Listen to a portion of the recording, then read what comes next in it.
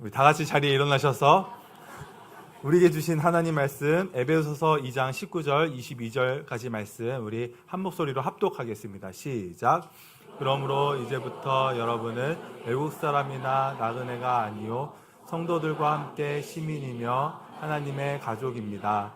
여러분은 사도들과 예언자들이 놓은 기초 위에 세워진 건물이며 그리스도 예수가 그 모퉁이 돌이 되십니다. 그리스도 안에서 건물 전체가 서로 연결되어서 주님 안에서 자라서 성전이 됩니다. 그리스도 안에서 여러분도 함께 세워져서 하나님이 성령으로 거하실 처소가 됩니다. 아멘. 우리 좌우 옆 사람과 5분씩 우리는 하나님의 가족입니다. 하늘의 복 많이 받으세요. 이렇게 인사하겠습니다. 우리는 하나님의 가족입니다. 네, 하늘의 복 많이 받으세요. 땅의 복도 많이 받으세요.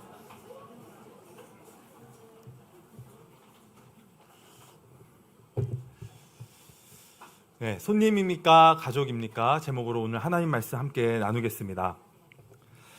여행을 가게 되면 이렇게 호텔 방에 숙소를 잡고 생활을 하게 됩니다. 호텔은 참 편합니다. 청소도 해주고요. 밥도 해줍니다. 필요한 것이 있으면 벨만 누르고 전화 한 통화만 하면 됩니다. 그리고 직원들은 항상 친절하게 대해주고 웃어줍니다. 그리고 팁을 요구합니다. 공짜는 없습니다. 하지만 호텔에서 저와 여러분들이 손님으로 이렇게 갔을 때 설거지를 하는 분은 아무도 없을 것입니다. 청소기를 돌리는 사람도 없습니다. 왜 그렇습니까? 손님이니까 그렇습니다. 그런데 집은 어떻죠? 집은 다릅니다. 집에서 청소도 합니다. 설거지도 합니다. 빨래도 합니다. 아이도 돌보죠. 가끔은 싸우기도 합니다. 왜 그렇습니까? 가족이기 때문에 그렇습니다. 오늘 19절 말씀을 보면은 그러므로 이제부터 여러분은 하나님의 가족이다 라고 하나님께서는 선언하십니다. 여러분, 하나님은 우리를 사랑하셔서 우리에게 작지만 견고한 가족을 선물로 주셨습니다. 이게 얼마나 감사한 일입니까? 세상 한가운데 나 혼자 그냥 덩그러니 놓여진 것이 아니라 그냥 바다 한가운데 우연히 던져진 존재가 아니라 소중한 가족이 있기에 그동안 모든 힘들고 어려운 일들 이런 것들 지금까지 다 이겨낼 수 있었기 때문에 저와 여러분들이 이 자리에 모인 것 아니겠습니까? 그리고 가족이 있기 때문에 내가 이렇게 좀 사람답게 사회인답게 살아갈 수도 있는 것이고 또 우리 신앙 안에서 가족이 있기 때문에 우리가 하나님께 더 의지하고 붙들려 있을 수 있고 또 우리 사랑하는 가족 때문에 내가 더 하나님 안에서 은혜를 사모하고 하나님께 기도하며 그렇게 나아가는 저와 여러분들 줄 믿습니다. 여러분, 예수님을 믿는 우리에게 또 하나의 가족을 주셨다는 것은 말로 다 할 수 없는 큰 축복입니다. 어떤 가족일까요? 네, 우리 혈육의 가족을 넘어서 이 혈육을 뛰어넘는 가족입니다. 바로 하나님의 가족입니다. 하나님은 어떻게 우리를 하나님의 가족으로 만드셨는가? 오늘 그 주제를 가지고 같이 말씀을 함께 나누기를 원하는데요. 3가지로 정리를 해볼 수 있습니다. 첫 번째로 하나님은 우리를 어떻게 하나님의 가족으로 만들었는가? 첫 번째 바로 예수님의 피로 가족이 되었다는 것이죠. 여러분이 전에는 하나님에게서 멀리 떨어져 있었던, 하나님과 가까이 할 수 없고 또 하나님 밖에 떨어지고 멀리 있었던 그런 존재였는데 이제는 그리스도 예수 안에서 우리가 그분의 피로 말미암아 하나님과 가까워지게 된 것입니다. 자세한 내용은 예전에 설교에 있었던 이 에베소서 1장 말씀을 한번 유튜브를 통해서 보시면 좋을 것 같고요. 이 예수님의 피가 우리의 죄를 용서하실 뿐만 아니라 우리를 가족으로 만드셨다라고 성경은 얘기합니다. 여러분, 혈액형은 무엇입니까? 이제 하도 MBTI로 이제 성격을 많이 얘기하다 보니까 내 혈액형이 뭔지 까먹으시는 분들이 계세요. 네, 이게 또 중요하지 않게 여기다 보니까 생각 못하는 경우들이 있는데 저는 가끔씩 농담 삼아서 이렇게 얘기합니다. 예수 믿는 저와 여러분의 혈액형은 뭘까요? 네. A형도 아니고 B형도 아니고 C형이다. C형. 네, 크라이스트. 네. 근데 가끔씩 RH 마이너스냐 RH 플러스냐 농담을 너무 그렇게 진지하게 받아들이시면 곤란합니다. 네. 그리스도의 보배로운 피로 우리가 한 몸 한 가족이 되었습니다. 그런데 이 가족은요, 우리가 상상할 수 있는 그런 가족과는 완전 다른 존재라고 생각을 하시면 됩니다. 두 번째로 예수님의 피로 가족이 되었는데, 두 번째로는 한 세 사람으로, 이 둘을 자기 안에서 하나의 세 사람으로 만들어서 우리를 하나님의 가족으로 만드셨습니다. 에베소서 2장 14절에서 16절 말씀을 보면 교회는 하나로 만들어졌다. 여기 14절에 하나로 만드신 분이다 라고 됩니다. 그리스도께서는 우리를 하나로 만드셨다. 15절에는 그리스도께서 자기 안에서, 그리스도 안에서 우리를 하나의 세 사람으로 만들었다 이렇게 말씀하고요.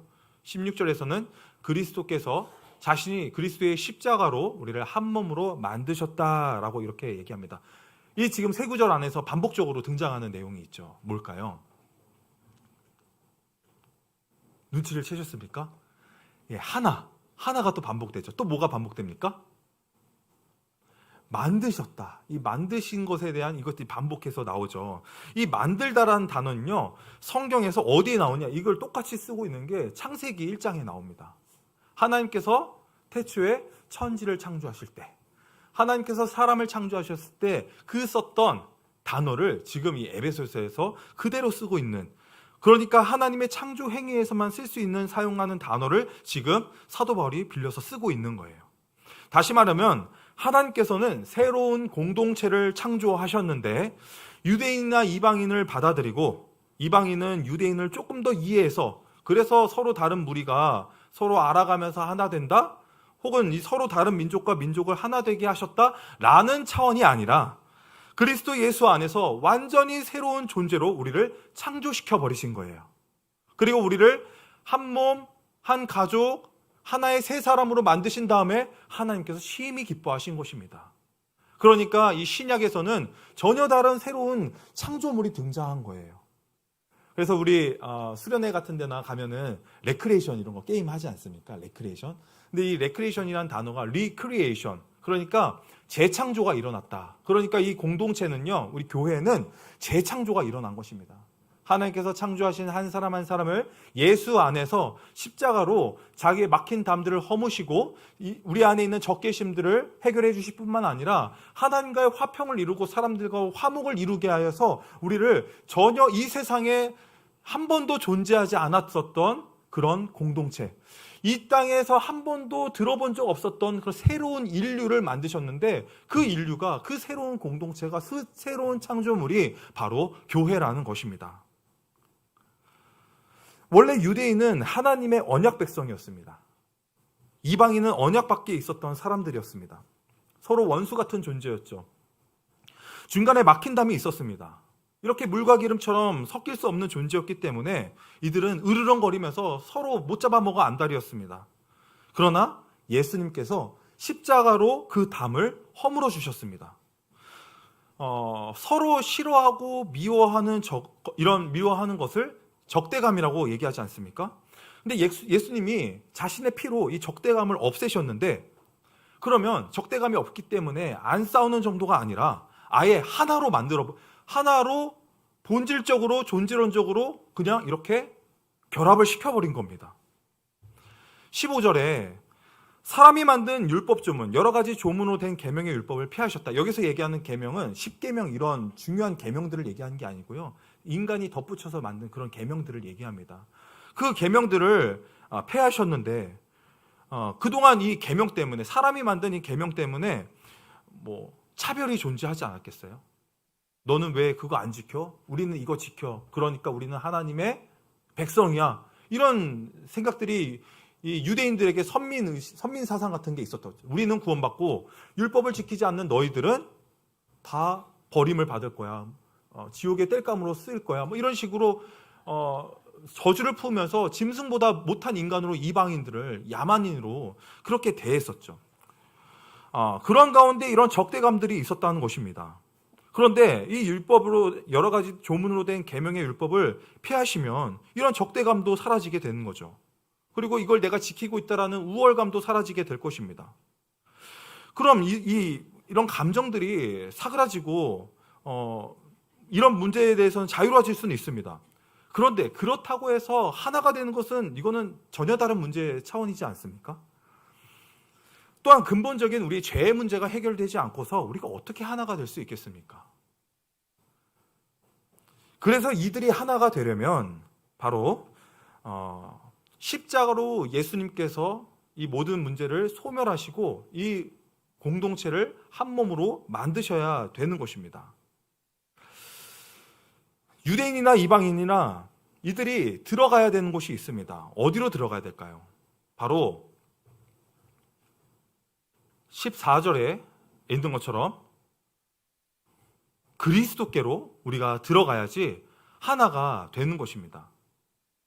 우리가 그리스도 안으로 들어가야 하나의 새 사람이 되는 것입니다. 우리가 그 십자가로 말미암아 예수 안에 들어갈 때 한 몸으로 살아갈 수 있는 것입니다. 저와 여러분들이 이 은혜에 따라 믿음으로 말미암아 그리스도 예수 안에 들어와 계신 거예요. 그래서 저희들이 이렇게 하나님을 한 아버지라고 부르며 사도신경으로 신앙을 고백하고 또 같이 한 분을 바라보며 찬양하며 예배를 드릴 수 있고 또 우리 함께 교제하며 사랑을 나눌 수 있는 시간들을 보낼 수 있는 것입니다. 그런데 우리가 만약 그리스도 안에 있지 않고 그리스도 밖에 있으면 어떻게 될까요? 우리가 그리스도 밖에 있으면 단 한 사람도 빠짐없이 모두가 다 뿔뿔이 흩어져서 적개심을 가지고 네 편 내 편 만들고 싸우고 있게 되는 것입니다. 우리는 예수 안에 들어오기 전에 다 그러지 않았습니까? 네 편 내 편 만들면서 나랑 친하면 같은 편, 뭐 굳이 네 편 내 편 가르지 않더라도 이 안에서는 그게 이미 정해져 있는 것입니다. 그러한 삶을 살아왔기 때문에 이제 우리가 예수 안에 이전에 살았었던 그 생활 방식을 벗어나서 새로운 존재의 양식으로서 우리가 살아가야 된다는 것이죠. 그런데 그리스도 안에 있으면 이렇게 각기 다른 모습이지만 한 아버지를 둔 한 몸, 한 가족이기 때문에 하나의 새 사람이 되어져 버렸기 때문에 우리는 그 양식에 걸맞는 모습으로 살아야 하는 것입니다. 그것을 바로 교회라고 얘기합니다. 그리스도 안에 있으면 네 편 내 편이 어디 있습니까? 하나의 새 사람, 유대인도 아니고 이방인도 아니고 헬라인도 아니며 야만인도 아닌 남자도 여자도 종도 자유인도 부자도 가난한 사람도 아닌 이 땅에 단 한 번도 존재한 적 없는 새로운 인류가 탄생한 것입니다. 그것이 바로 하나님의 가족, 하나님의 교회, 하나님의 하나의 새 사람입니다. 그래서 이 하나의 새 사람을 얘기할 때 one new man이라고 번역이 되어 있습니다. one new man. 우리 각각 여기 man, woman 다 이렇게 모이셨는데 우리를 그냥 one new, 그러니까 하나로 보시는 거예요. 우리를 하나의 새 사람으로. 각기 우리가 다르게 생기고 다르게 우리가 존재하지만 실제로는 우리는 한 몸으로 살아가는 존재가 되어버린 것입니다. 오히려 내가 혼자 살아가겠다, 내가 개인적으로 신앙생활을 하겠다, 이것만큼 어려운 일이 없어요. 이게 불가능한 일입니다. 예수 안에 있으면 존재론적으로 하나가 되어버렸기 때문에, 하나의 새 사람으로 되었기 때문에 우리는 이 공동체를 떠나서 살 수가 없는 것입니다. 그런데 하나로 우리가 개인으로 신앙생활을 하고 개인으로 하나님께 나아가고 개인으로 내가 알아서 신앙생활을 잘 하겠다고요? 그것만큼 어려운 미션은 없는 것입니다. 네. 그래서 이 하나의 새 사람, 저와 여러분들이 그렇게 원 유맨이 되었다. 이것을 어떤 학자들은요, 이걸 제3의 인류라고 얘기할 정도로 우리가 완전 다른 존재가 되어버렸다는 것이죠. 제3의 인류면 뭘까요? 에이리언? 네. 그래서 어떤 학자는 우리 교회를 믿는 사람들을 레지던트 에어리언이라고 얘기를 합니다. 그러니까 뭐냐면 이 땅에 존재하지만 이 땅에 속한 자들이 아닌 하나님 나라의 백성인데 이 땅에 거류하는 나그네, 정처 없이 또 오는 나그네가 아니라 목적을 가지고 하나님이 보내신 나그네라고 하기 때문에 우리를 레지던트 에어리언이라고 얘기를 하는 거예요. 자, 그 다음에 세 번째로 그리스도가 모퉁이 돌이 되심으로 우리를 하나님의 가족으로 만들으셨다라고 오늘 본문은 말씀합니다. 자, 모퉁이 돌의 역할은 뭘까요? 모퉁이 돌. 모퉁이 돌은 양쪽의 담과 벽을 서로 연결시켜 주는 것입니다. 물론 시대적으로 문화적으로 모퉁이 돌이 조금씩은 다르게 사용되기도 했습니다. 건물의 맨 꼭대기에다가 얹는 돌로 쓰기도 하고요. 건물의 가장 중요한 기초석으로 삼기도 합니다. 모든 벽의 기준이 되는 이 모퉁이 돌은 건물의 시작이자 완성이기 때문에 없어서는 안 될 중요한 돌이라고 그렇게 생각하시면 되겠습니다. 신체로 비유하자면 예수님이 교회의 머리시고 우리는 그분의 몸이 되는 것입니다. 그리고 우리는 각 마디를 통하여 연결되어 우리는 결합이 됩니다. 마디를 통해 도움을 받아 몸이 자라나고 세워져 갑니다. 왜 그렇습니까? 머리 대신 예수 그리스도의 그 자양분을 온 마디를 통해서 우리가 함께 나누고 먹고 마시기 때문에 그런 것이죠. 모퉁이 돌인 예수님이 기준이 아니라 사람이 기준되면 어떻겠습니까? 네, 비교가 생기고 갈등이 생기고 분열이 생기게 되는 것이죠. 그러나 모두가 예수님을 기준 삼으면 우리 모두는 마디로 연결이 되는 것입니다. 우리는 예수님의 피로서 자기 안에서 우리를 하나의 새 사람으로 만드셔서 예수님이 모퉁이 돌이 되심으로 하나님의 한 몸, 한 가족으로 우리가 살아가게 되었습니다.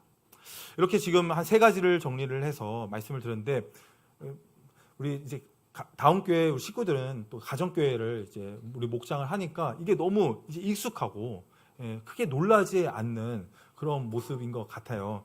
저는 이 사실을 알고 너무 놀랐습니다. 그리고 두 번째 놀란 것은 그런 교회가 진짜 있냐. 근데 저는 이 가정교회 안에서 그걸 이제 발견하게 된 거죠. 실제로 이렇게 살아가려고 몸부림치는 성경대로 하려고 애쓰는 공동체가 있구나. 저는 참 감동이 되었습니다. 우리가 예수 영접 모임을 하고 생명의 삶을 수강을 하고 또 복음을 전하는 일, 이러한 일들이 우리 가운데 많이 일어나고 있습니다. 어제도 또 5분, 6분이 예수님을 영접하셨습니다. 이제 어제 분들은 이제 못 만나서 이제 질문을 못 드려봤는데, 예전에 이제 예수님을 영접 토요일 날 모임을 하시고 주일 날 형제님 어때요? 예수님 믿으시니까 이제 세상이 달라 보이죠? 어제 제가 뭐 했었죠? 기억도 안 나는 거예요. 어제 뭘 했었는지. 네. 그만큼 이게 우리 편에서는 무감각할 수밖에 없죠. 무감각하고 아무 일도 안 일어난 것 같아서 이게 맞나? 이런 생각이 들 수 있지만, 하나님 편에서는 오늘 말씀대로라면, 이 말씀대로 정말 그렇게 된다면 굉장한, 이건 정말 말로 닿을 수 없는 놀라운 일이 일어나게 된 것입니다.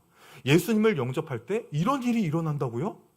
네. 예수님을 믿으면 예수님이 말씀하신 이런 놀라운 일들이 우리 안에 일어나게 되는 것입니다.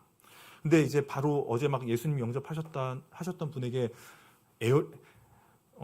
에어리언이래요. 뭐 이렇게 얘기하면은 I am your father. 하나님이 저의 아버지라고 얘기했을 때 제 아빠가 둘이라고요? 네. 뭐 깜짝 놀랐었던 그런 경험이 있는데, 당황하지 않도록 여러분들께서 잘 몸으로 이렇게 삶으로 보여주시면 좋을 것 같습니다. 자, 그래서 우리가 교회가 되었습니다.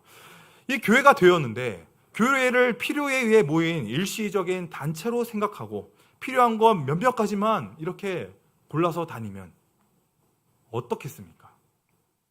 개별적으로 예배를 드리고 각자 알아서 신앙생활을 한다고 그런 말씀들을 합니다. 그러면 어떻게 될까요? 그러다 보니 예수님을 닮기가 어렵고 신앙생활을 지속하기가 어려운 것입니다. 그런데 얼마나 우리는 감사합니까? 우리에겐 하나님의 가족인 목장을 선물로 이렇게 우리에게 축복으로 주셨기 때문에 우리가 처음 예수님을 영접할 때 100% 믿어져서 하나님 말씀이 그냥 다 신뢰가 돼서 믿으신 분 여기 누가 계십니까? 왜 보통 우리 그러지 않습니다. 60%, 70% 믿어지면 나머지는요, 우리 목장에서 경험을 통해, 체험을 통해 하나님을 알아가면서 믿어가게 되는 것입니다. 그게 바로 목장에서 경험되어지는 것이죠. 초대교회를 보면 집집마다 모이기를 힘쓰고 날마다 모였다라고 얘기합니다. 사도행전 2장 46절 보니까 날마다 한 마음으로 성전에 열심히 모였다. 그리고 집집이 돌아가면서 빵을 떼고 순전한 마음으로 기쁘게 음식을 먹었다라고 이렇게 되어 있습니다. 그런데 이뿐만이 아닙니다. 사도행전 20장의 말씀을 보면 유두고 사건이 나옵니다. 유두고 아시죠? 사도 바울이 말씀을 밤 늦게까지 전하다가 3층에서 건물에서 창문에 이제 잠 좀 깨고 정신 차리고 들으려고 창문에서 이렇게 말씀을 듣다가 떨어져서 죽지 않습니까? 그래서 막 죽었는데 이제 사도 바울이 내려가서 이제 고쳐 살려주잖아요. 살려주고 나면 이제 어떻게 해야 돼요? 집으로 가고 이제 뭐 다 뿔뿔 와, 짱 하나님 짱 뭐 이러면서 잠을 청했어야 되는데 다시 올라가가지고 밤 늦게까지 날이 새도록 이야기를 나눴다라고 성경은 기록되어 있습니다. 그러니까 모여서 그냥 뭐 1시간, 2시간 정해놓고 모이는 게 아니라 그냥 밤이 새도록 모여가지고 떡을 떼고 삶을 나누고 말씀을 나누고 그렇게 이야기를 나눴던 거예요.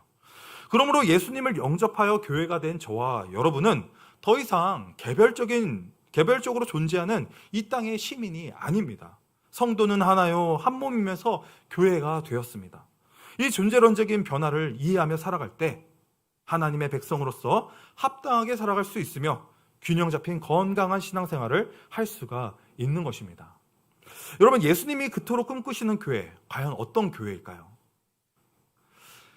마태복음 12장 48절에서 50절 말씀을 보면 예수님이 이렇게 말씀하십니다. 누가 나의 어머니며 누가 나의 형제들이냐? 이 말씀을 하신 이유가 뭐예요?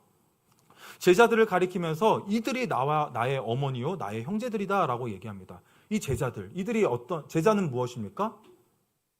스승을 따르는 사람이죠. 예수님, 우리 하나님 아버지의 뜻을 따라 사는 사람이 곧 내 형제 자매 어머니라는 것입니다. 예수님이 원하시는 것은 하나님의 뜻을 따라 살아가는 내 형제 자매, 그런 가족 공동체를 꿈꾸셨고 우리를 그런 존재로 부르셨다는 것입니다. 한 아버지를 믿고 한 아버지를 따르며 그 뜻에 순종하는 제자들, 제자가 바로 주님의 가족이라는 것이죠. 그럼 그 제자된 사도들, 제자들은 어떤 교회를 꿈꿨을까요?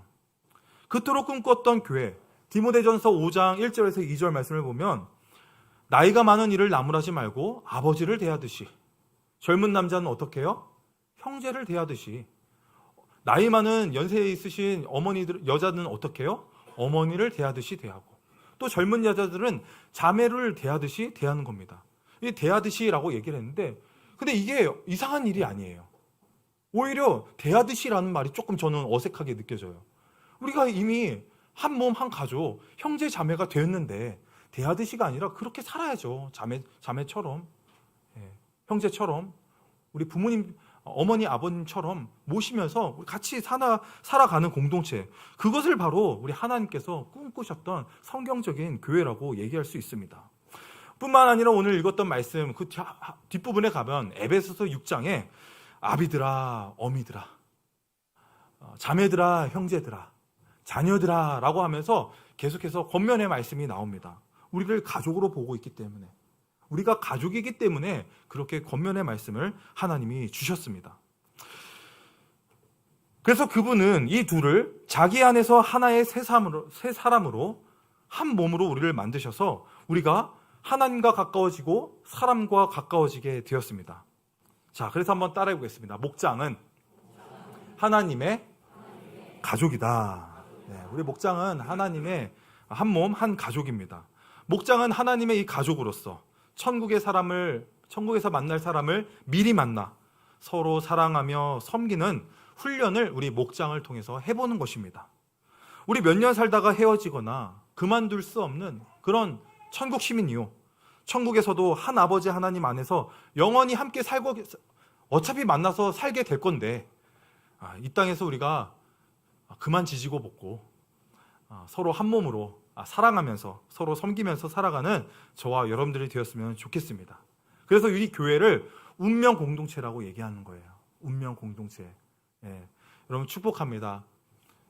떠나실 수 없어요. 처음에는 예수님의 피로 이렇게 들어오셨지만 아무 일도 안 일어난 것 같아서 쉬워 보이셨지만 이제 우리 예수 안에서 한 몸, 한 가족이 되었기 때문에, 그래서 실제로 우리가 이 공동체를 떠날 때 막 마음이 찢어질 듯 아픈 거예요. 몸이 찢겨나가는 아픔을 겪는 거죠. 우리가 하나님 한 아버지 안에서 영원히 함께 한 가족으로 살 수 있기를 바랍니다. 자, 그러다 보면 어떤 문제가 생길까요? 자, 하나님과 가까워졌어요.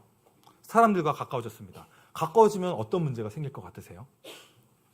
자, 하나님 저 하나님과 늘 가까이, 주께 가까이. 예, 막 우리 하나님과 너무 가까이 지내고 싶잖아요. 하나님 나와 동행해 주세요. 하나님과 동행하는 삶 살고 싶습니다. 아멘이십니까? 정말이세요? 근데 내가 필요하고 힘들고 어려울 때는 나와 동행하여 주셔서 나 대신 앞서서 일을 해결해 주시면 참 좋아요. 해결해 주시면 너무 좋을 것 같아요. 그런데 그분이 우리 집 안방까지 쫓아오신다고 생각해 보세요. 네? 화장실까지 같이 들어간다고 생각해 보세요. 좋으세요, 안 좋으세요? 네. 우리가 이제 화장실 들어갈 때 다르고 나올 때 다른 것처럼 하나님 24시간 나와 동행해야 달라는 거, 이거 정말 진심인가? 이게 정말 기쁜 게 맞나? 우리 한번 솔직하게 우리를 돌아봐야 될 것 같습니다. 그런데 하나님과 가까워진다? 그러면은 행복할 것 같으세요? 불편할 것 같으세요? 하나님과 가까워지면요? 자, 하나님과 가까워졌습니다. 와, 하나님 정말 살아계시는군요. 세상이 달라 보여요. 아, 저 구원받았네요. 할렐루야. 그런데 거기서 끝나지 않고 하나님은 우리를 자꾸 부르시는 거예요. 좀 쉬고 싶고 눕고 싶고 졸고 싶고 나는 놀고 싶은데 하나님 자꾸 부르십니다. 너무 귀찮아요. 근데 부르셔가지고 끊어야 된대요. 내려놔야 된대요. 그거 버리래요. 예? 그래서 뭐 버립니다. 신용은 합니다. 흉내는 내요. 그런데 이 정도면 많이 버렸다고 생각하는데 그게 아니래요. 더 버릴 게 있대요. 여러분, 행복하십니까? 불편하십니까? 하나님과 가까워지면요, 하나님은 자꾸 우리를 부르심의 자리로, 사명의 자리로 우리를 부르시는데, 가까워지면 가까워질수록 불편한 게 생기는 건 당연한 일입니다. 그런데 사람과 사람이 가까워지면 불편한 일 생길까요? 안 생길까요? 생기는 건 당연한 일이죠. 우리가 살면서 누구한테 화를 가장 많이 낼까요? 네? 누구에게 가장 많이 화내세요? 네. 가족 아닙니까? 네. 손님은요, 싸울 일이 없습니다. 불편하면 안 보면 돼요. 뭐 이게 다야? 여기만 있어? 안 보면 됩니다. 갈등이 없어요. 한 번 보고 말지. 그러면 끝입니다. 그러나 가족은요? 가족은 그럴 수 없는 거잖아요. 가족에게 왜 갈등이 생기죠? 여러분, 하나님과 가까워지면 갈등이 생기는 것처럼 우리 사람과 사람이 가까워지면 갈등이 생기는 것입니다. 여러분, 갈등도요, 재밌는 사실은 우리 뇌에서 나를 생각하는 뇌가 있고요, 그리고 타인을 인지하는 뇌가 있다고 합니다. 그래서 가까운 관계의 사람일수록 나를 인지하는 뇌 쪽에 그 타인을 자꾸 데리고 오는 거예요. 그리고 나를 인지하는 뇌에다가 그 사람을 저장을 시켜버리는 겁니다. 그러니까 가족은 우리 집안 식구들을 나로 인식하기 때문에 불편함이 생기는 거죠. 저 사람은 가족인데, 나와 같은 존재인데 왜 나처럼 안 살지? 왜 내 뜻대로 안 살지? 막 답답한 겁니다. 현실은 완전히 다른 거죠. 부부 사이에서도 부모와 자식 간에도 성격이 안 맞아요. 속도가 안 맞아요. 경제관이 안 맞고요. 스타일도 안 맞습니다. 유머 코드도 안 맞아요. 타이밍도 안 맞고요. 그리고 모든 것들 가운데서도 가족들이 바라보고 있는 그 목표, 행복의 지점이 다 다른 거예요. 온통 안 맞는 거 투성입니다. 그러한 가운데 내 생각이 맞고 내 뜻은 옳고 내가 중요하기 때문에, 그래서 내 맘대로 움직여야 하는데 이게 되지 않으니까 막 답답하고 짜증이 나고 화가 나는 거예요. 그래서 어떻게 합니까?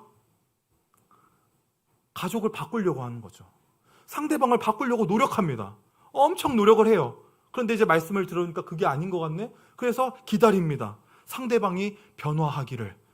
네. 상대방이 변화하기를 기다려요. 그런데요, 이 세상에서 제일 힘든 일이 뭔지 아세요? 상대를 바꾸는 일입니다. 상대를 바꾸는 일이에요. 자, 우리가 정말 뭐 10년 만에, 20년 만에, 뭐 동창이 오랜만에 이렇게 만났습니다. 오랜만에 보면 어때요? 야, 너 많이 달라졌다. 야, 너 많이 변했다. 예, 막 달라진 것 같은 느낌을 받죠. 그런데 한두 시간 얘기해보면 어때요? 야, 너 그냥 똑같네? 너 하나도 안 변했네? 너 그대로네? 사람은 쉽게 바뀌지 않습니다. 예. 그런데 하루도 빠지지 않고 붙어있는 가족관계, 어떨까요? 우리가 예수님 안에서 조금씩 달라지고 조금씩 변화하고 조금씩 성장하는데 이게 계속 같이 붙어 있으면 자라고 성장하고 있다는 것을 못 보는 거죠. 그러니까 너는 왜 그렇게 안 바뀌니? 당신은 왜 그렇게 안 바뀌어요? 왜 성장하지 않아요?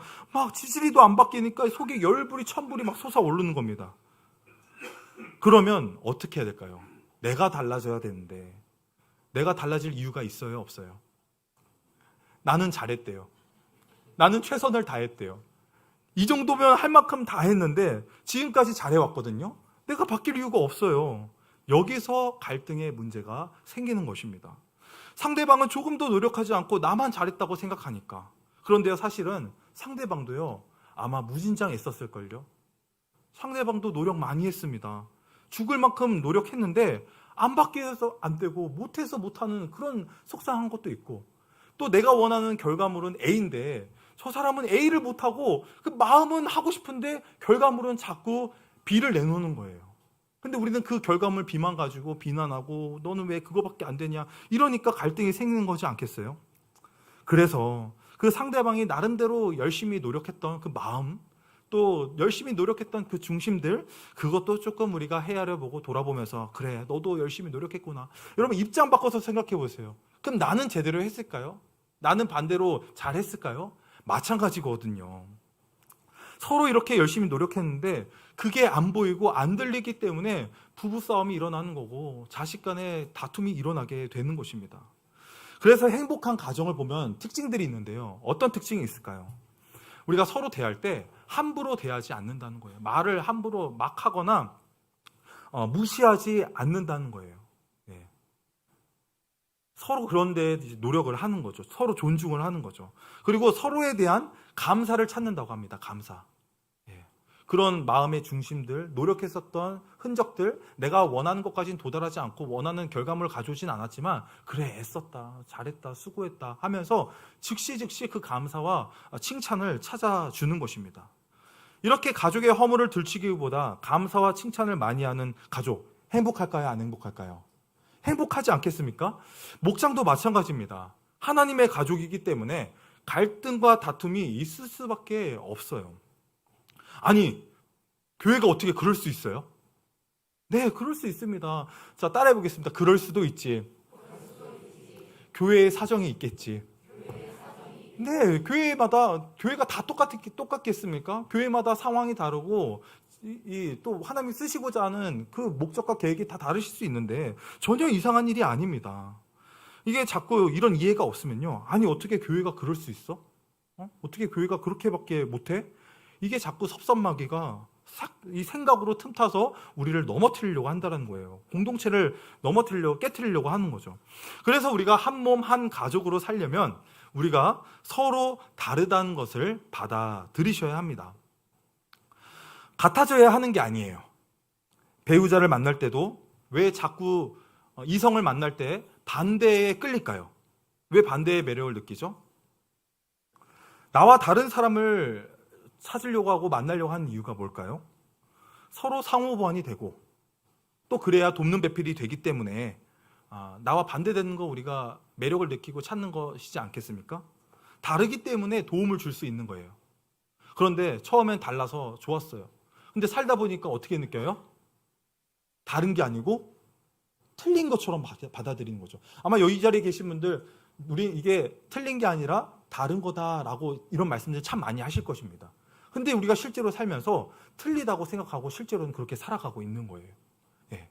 그런데 처음에는 좋아서 나에게 필요할 것 같아서 그렇게 만났는데 만약에 우리가 비슷한 사람끼리 만나면 도와줄 수 있을까요?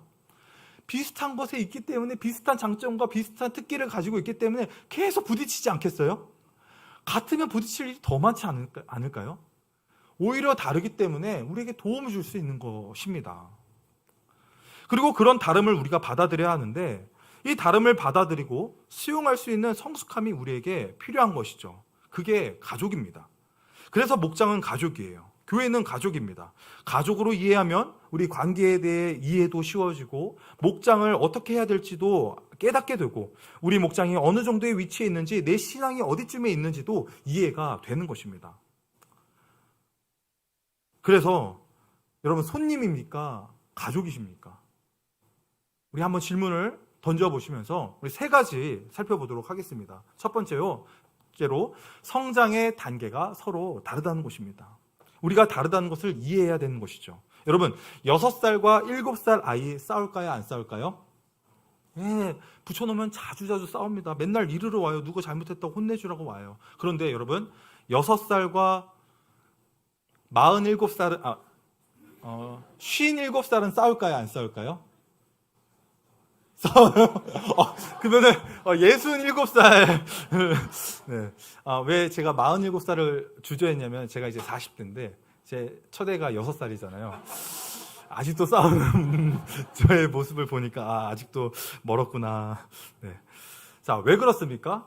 이 싸울 대상으로 보지 않고, 돌봐줄 대상으로 보기 때문에 그렇습니다.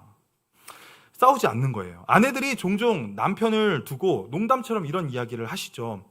저희 집은 아들 하나 더 키우고 있어요. 네. 무슨 말씀인지 이해 다 하셨죠? 예. 우리 형제님들은 모르겠다 이렇게 생각하시는 것 같은데, 남편분들은 그 말 들으면은 어떻습니까?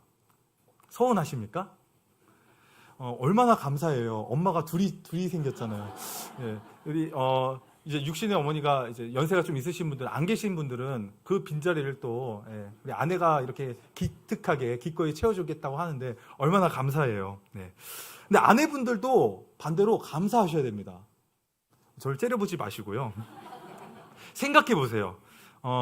그런 아들 같은 남편, 돈도 벌어와요. 운전도 해주지 않습니까? 네. 분리수거도 하고요. 가끔씩 화장실 청소도 해줍니다. 기저귀 갈아줄 필요 없고요. 이유식 만들어서 밥 일일이 쫓아다니면서 떠먹여줄 필요 없습니다. 네, 알아서 잘 먹습니다. 이런 아들이 어디 있습니까? 남자는 철이 언제 들까요? 네, 그래서 죽는 소리, 철드는 행동하면은 겁부터 나오는 거죠. 이 사람이 갑자기 왜 이러지? 네, 철없는 게 얼마나 귀엽고 순수합니까? 그래서 예전에 김인기 목사님 우리 부흥회 때 오셔가지고 어떻게 말씀하셨어요? 아우 귀여워. 그러니까 우리 목장 식구들 불편한 마음 드는 분들이 계시거나 우리 가족에서 불편한 마음 든다면 어떻게 해요? 아우 귀여워. 아우 귀여워서 깨물어 죽이고 싶네. 네. 귀여워하시면 됩니다. 귀여워하시면 되는 거예요. 네. 자, 그래서 집에 갔는데 오늘 딱 이제 설교를 듣고 말씀을 듣고 딱 와가지고 그냥 옷 아무데나 다 벗어 던지고 양말 거꾸로 던져가지고 그냥 아무데나 딱 던져놨어요. 자, 어떻게 하시겠어요? 게임으로 죽인다 이거 말고 아우 귀여워. 네. 네. 얼마나 귀엽습니까? 아가처럼 너무 귀엽지 않으십니까? 그러면 싸울 일이 줄어드는 거예요. 그렇게 성숙한 사람이 긍휼한 마음을 품으면 싸울 일이 줄어들게 되는데, 나는 이렇게 노력하는데 왜 당신은 언제 노력할 건데? 자기만 잘났다고 얘기하는 것입니다, 이게. 예, 그러면 싸우는 거예요. 그래서 사람은 성장할수록 이해의 폭이 넓어지게 되고 미성숙할수록 부딪히게 되는 것입니다. 자꾸 불편한 거예요. 저는 이제 아내랑 7살 차이가 납니다. 그래서 항상 끝에 이제 이렇게 다툼의 지점에 가면은 이제 나이로 우기는 거죠. 내가 7살이야 당신보다 많은데 좀 장유유서. 기독교가 어떻게 장유유서를 얘기해? 어른한테 그렇게 대하면 안 되지 하면서 이제 나이를 앞세웁니다. 그러면 이제 그때는 그렇게 했는데 이제 돌아보니까 내가 7살이나 많은데 똑같은 먹는 문제로 먹을 거 가지고 애기들처럼 싸우고 있으니 저의 모습이 정말 쪽팔리고 한심스럽다 이렇게 느껴질 때가 있더라고요. 그래서 이제 입을 다물고 순교의 각오로 입을 다물고 내 성숙함이 부족하구나. 그래서 참 노력했던 것 같아요. 그래서 내가 얼마나 성숙한 사람인지를 보여주려고. 네, 네. 아직 멀었죠. 네. 그렇게 성숙의 훈련의 시간을 보내고 있습니다. 목장도 마찬가지입니다. 목장마다 성장의 속도가 다르고요. 성장의 단계가 서로 다릅니다. 다른 목장과 비교하면 어떻게 될까요? 다른 목장과 비교하면요, 불행해집니다. 내가 불행해지고요. 목장 열심히 하고 있는 사람들도 불행하게 만드는 거예요. 잘하고 있는 것은 안 보이고 부족한 것만 크게 보이기 때문에 그렇습니다. 네. 여러분의 가정은 완벽하십니까? 여러분의 가족은 행복하세요? 아무 문제가 없으시고 가가호 행복하십니까? 우리 가정을 생각하면 딱 맞습니다. 우리 가정이 완벽하지 않고 우리 가정에 갈등이 있는 것처럼 완벽한 가정이 없듯 완벽한 목장은 없습니다. 우리가 이걸 빨리 이해하고 받아들이셔서 성장의 과정으로 삼았으면 좋겠습니다. 두 번째로요, 하나님께서 내가 성장할 수 있도록 주신 기회입니다. 여러분, 최근에 겪은 갈등이 언제이신가요? 지금 갈등 상황 속에 있으신가요? 근데 이제 갈등을 이미 지나신 분들은 어떠세요? 갈등이 지나고 나면은 어떻습니까? 잘 기억나시던가요? 부부간에 싸우고 나서 우리 그때 뭐 때문에 그렇게 싸웠지? 뭐 때문에 우리 그때 짐 쌌지? 막 물어보면은 뭐 때문에 싸웠는지, 뭐 때문에 짐 쌌는지 기억이 안 나요. 예. 그때 어떤 그 감정만 이제 남아 있는 거죠. 근데 실제로 싸울 때도 어때요? 진짜 싸워야 될 그 대화 내용 주제 가지고 안 하고 눈을 왜 그렇게 떠? 아니 왜 뭔데 갑자기 소리를 질러? 막 그걸로 싸우는 거예요. 싸워야 될 진짜 내용은 안 싸우고 이상한 거 가지고 싸우다가 이제 막 짐 싸고 그러는 거죠. 여러분, 우리가 사실 지나고 나면 별일 아니었거든요. 그때 내가 왜 그렇게 힘들었나 싶다니까요. 그래서 우리는 하나님, 이 갈등을 빨리 지나가게 해주세요. 하나님, 이 갈등을 빨리 끝내주세요. 라고 기도할 것이 아니라, 하나님, 이 일을 통해서, 이 갈등을 통해서 제가 성장해야 될 영역이 무엇입니까? 제 속에 회개해야 될 죄는 무엇입니까? 하나님께서 우리의 관계를 어떻게 빚어나가기를 원하십니까? 라고 이 갈등을 우리에게 주신 아주 소중한 기회라고 붙잡고 이거를 붙들고 기도하셔야 하는 것입니다. 나의 신앙의 성장과 성숙을 위해서 하나님의 사람답게 반응하는 것이 매우 중요합니다. 우리 목장이, 우리 교회가 성경에서 말하는 모습처럼 되기를 바라지 않는 사람 누가 있겠습니까? 안 돼서 못하고 못해서 안 되는 겁니다. 그러니 우리 너무 조급해하지도 마시고 서두르지도 마시고, 완벽한 가정 없고 완벽한 목장 없듯이 우리가 너무 잘하려고 애쓰다 보면 주님보다 앞서 나갈 때도 많고, 또 이게 나의 열심인지 주님의 열심인지 분간하기 어려운 채 자기의 의를 가지고 막 내세우면서 우리 신앙생활 열심히 하는 거, 그것도 한번 고민을 해봐야 되는 거죠. 이게 정말 나의 열심인가? 다른 사람에게 인정을 나는 무의식 중에 인정을 바라고 있지는 않나? 그런 것들을 우리가 점검해 보면서 우리의 마음을 하나님 앞에 말씀의 거울에 비춰봐야 할 것입니다. 그렇지 않으면 많은 사람들이 대부분 이 시간을 어떻게 보내는지 아세요? 이 성장하는데 기회로 삼지 않으면 대부분 불안과 걱정과 염려로 이 시간들을 한숨으로 보내는 겁니다. 어디 그뿐입니까? 이 불안과 걱정, 염려를 자꾸 입으로 쏟아내는 거예요. 그게 불평입니다. 그게 불만이에요. 불만의 말을 안 할 수가 없는 겁니다. 그래서 우리 목장이 어떻고, 우리 목장 식구 누가 어떻고, 우리 목자 목녀님이 어떻고, 막 이런 말들을 하게 되는 거예요. 네, 그래도 괜찮습니다. 그런 나의 모습을 깨달았다면, 하나님, 왜 저는 자꾸 이 상황만 되면 사람들에게 이렇게 불평불만을 쏟아내고 왜 자꾸 이렇게 말로 풀려고 하는 걸까요? 제 속에 뭐가 있는 걸까요? 한번 기도해 보시면 되겠죠. 하나님, 저는 왜 이 상황에서 자꾸 화가 나고 짜증이 솟구칠까요? 제 안에 무엇이 있기 때문에 이럴까요? 이것 때문에 하나님과 관계가 가로막히고 사람과 사람 사이에 가로막히고 내가 성장하지 못하게 하는 나의 쓴뿌리가 있나요? 하나님께 한번 맡겨드리고 기도해 보시면서 발견해 보시기를 바랍니다. 하나님은 우리가 그 갈등을 통해 성장하기를 원하십니다. 마지막 세 번째로 우리가 함께 성장하기를 원하십니다. 그래서 이전에는 목장에서 서로 막 이렇게 앙수처럼 네 편 내 편 가르고 서로 막 이렇게 못 죽어 먹어 그러니까 우리가 샬롬, 말은 샬롬이지만 속으로는 죽일 놈 하면서 품고 있을 때가 많지 않습니까? 네. 사실은 그 샬롬 이렇게 말하는 것도 우리가 그 사람이만 오면 뚝딱이게 되는 거죠. 이게 자유롭지가 못하는 거예요. 이렇게 평상시와 다른 행동을 하게 되는 거죠. 우리 속에 뭐가 있구나, 저 사람과의 관계가 뭐가 있구나, 이게 또 보이기도 합니다. 그런데 우리가 삶 공부도 하고요, 목장도 돌아가면서 섬기다 보니까 어떻게 해요? 서로를 이해하게 되기 시작합니다. 같이 한번 전도 나가보세요. 같이 한번 주방에서 음식 한번 만들어 보세요. 그러면요, 조금 한결 가까워졌다 이런 느낌을 받으실걸요. 하나님께서 그런 가운데 오해를 풀어주시는 계기를 주시기도 합니다. 그리고 어느샌가 돌아보니까 나중에는 든든한 동역자를 나에게 주셨구나 라는 깨달음도 얻게 돼요.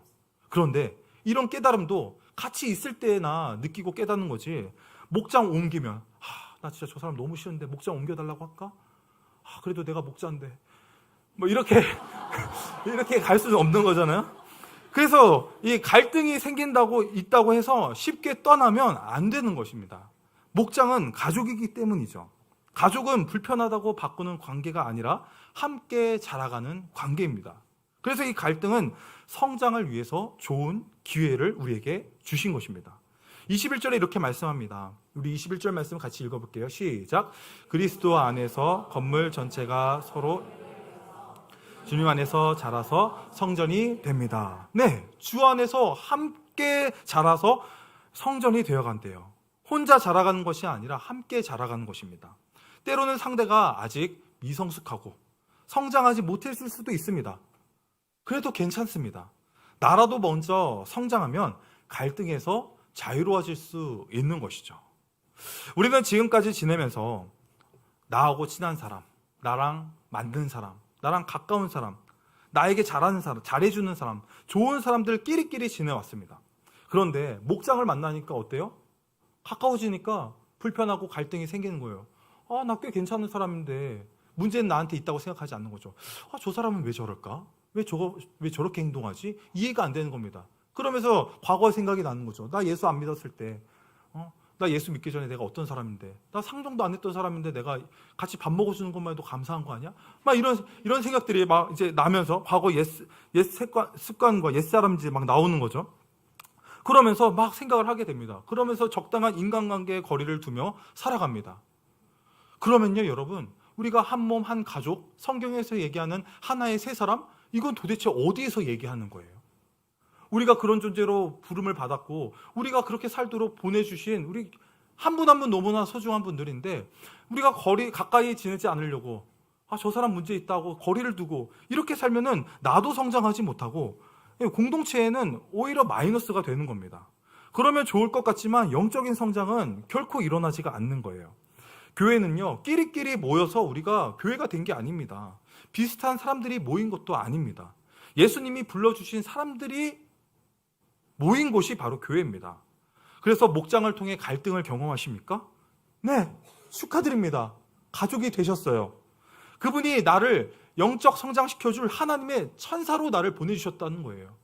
한번 떠올려 보세요. 목장 안에 갈등이 있는 분들, 때로는 왼수같이 여겨지는 분들, 우리 가정 안에 왼수같이 여겨지는 정말 답답하게 만드는 그 사람, 그분이 하나님 보내주신 천사입니다. 천사. 동의를 안 하시는데요, 그분이 나를 성장시켜줄 하나님의 선물이에요. 하나님 복 주세요, 복 주세요. 내가 이미 신령한 복을 다 줬다. 목장에 다 줬다. 네, 그 복이 뭐예요? 우리 목장 식구 한 분 한 분이 나를 성장시켜줄 아주 축복의 선물이라는 것을 여러분 기억하셔야 됩니다. 그분이 없으면 누구 손해예요? 내 손해, 내 손해. 네. 내가 떠나가면요, 복을 발로 차고 내가 나가는 겁니다. 여러분은 손님이십니까? 가족이십니까? 함께 성장하기에 필요한 것들이 많이 있는데요. 여러분 본당에 올라오시면서 부착되어 있는 포스터를 보셨을 것입니다. 확신의 삶 5가지 영적 습관이 안내가 되어 있습니다. 우리가 이번 주에 한번 실천을 해보셨으면 좋겠어요.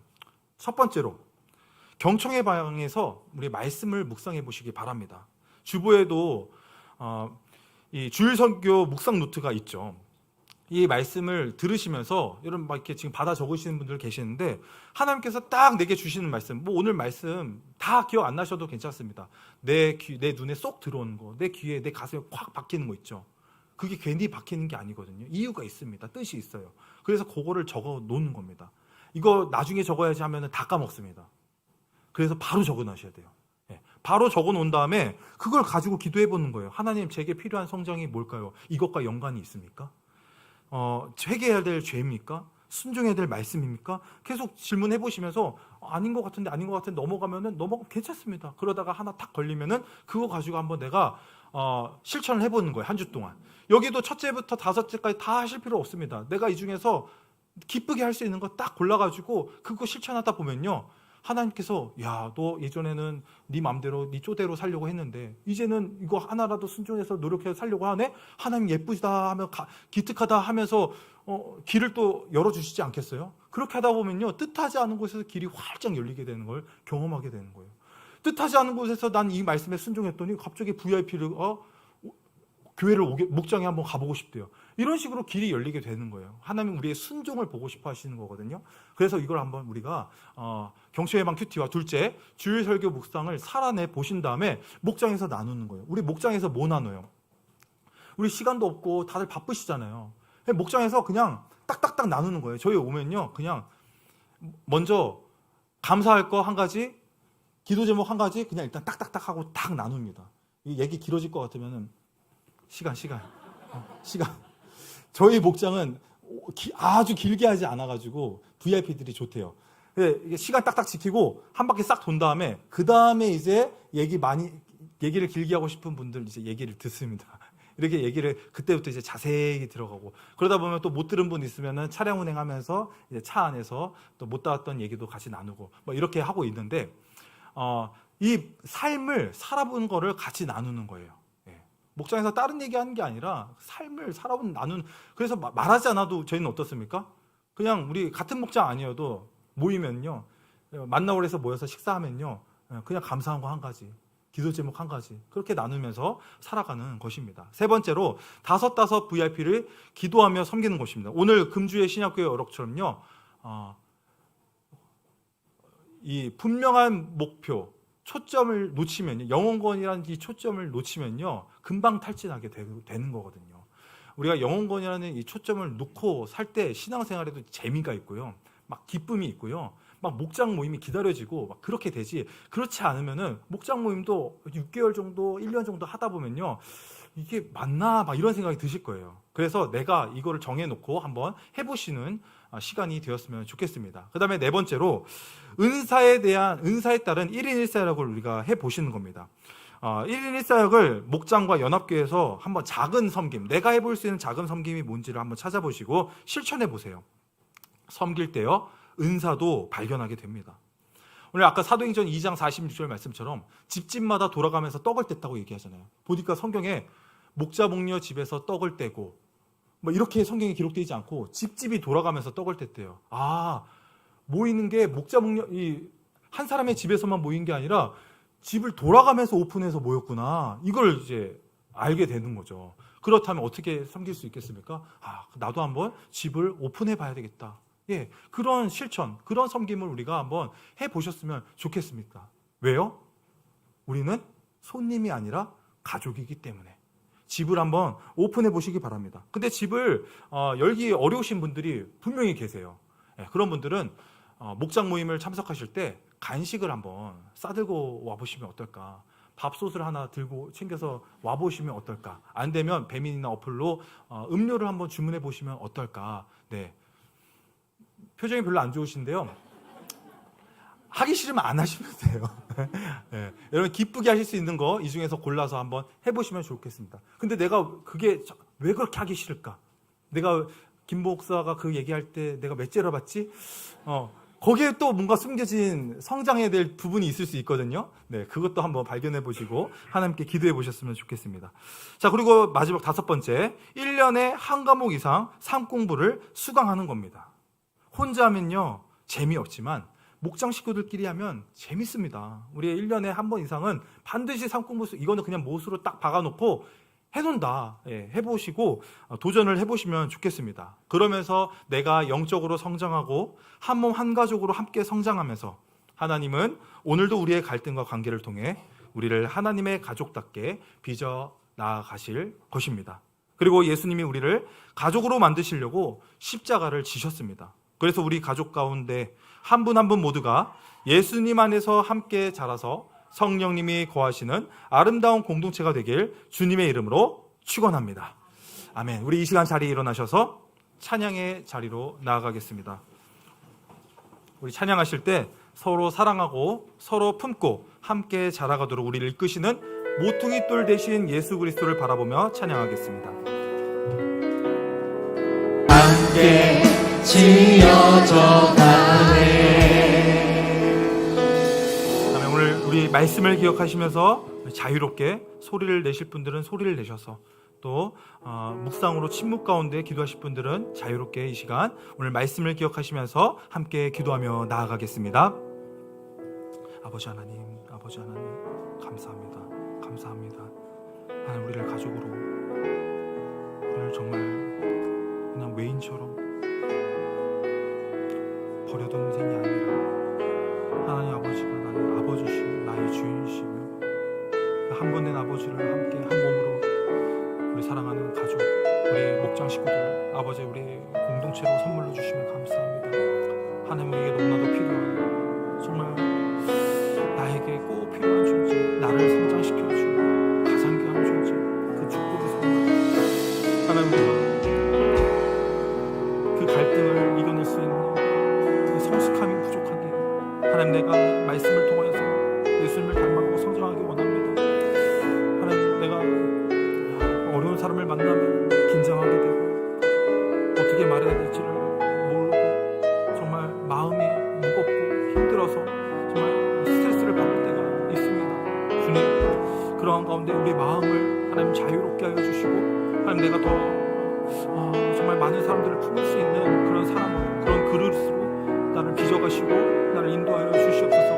하나님, 내가 아프고 상처나고 찢기고 넘어지고 하나님, 내가 섬기다가 억울한 일 당하고 섬기다가 오해도 받고 섬기다가 상처받는 그런 뜻하지 않은 뜻밖의 상황을 또 벌어질 때 아버지, 그래도 그 십자가를 잃지 않고 놓치지 않고 그 자리를 지키며 버텨서서 주님 부르시는 그 책임에 그 사명을 다하여 하나님, 우리가 나아가는 저희들 되게 하여 주시옵소서. 아버지, 그래서 우리가 성장하고 예수님을 닮아가고 하나님의 형상으로 회복될 것을 주님께서 기대하고 바라보시면서 우리를 이끌어 가시는 그 선하신 손길들을 하나님 아버지, 우리가 기억하며 하나님 묵묵히 우리 동역자들과 함께 우리 식구들과 함께 나아가길 원합니다.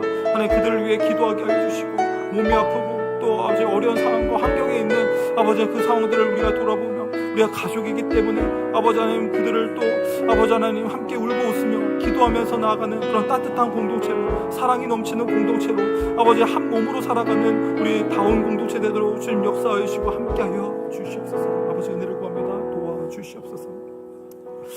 이제 평안한 마음으로 세상에 돌아가십시오. 선한 일에 용기를 가지시며 악을 악으로 갚지 마십시오. 항상 연약한 자를 도우시며 병든 자를 찾아보시며 곤란당한 이웃을 위로하십시오. 모든 사람을 존경하시며 주님께 봉사하시고 주님을 사랑하십시오. 모든 일을 믿음과 사랑으로 행하시며 어떤 일에도 소망을 포기하지 마십시오. 그리고 거룩하신 성령님께 순종하여 기쁨과 감사의 생활을 해 나가십시오. 우리 하나님 아버지는 여러분을 항상 도와주실 것입니다.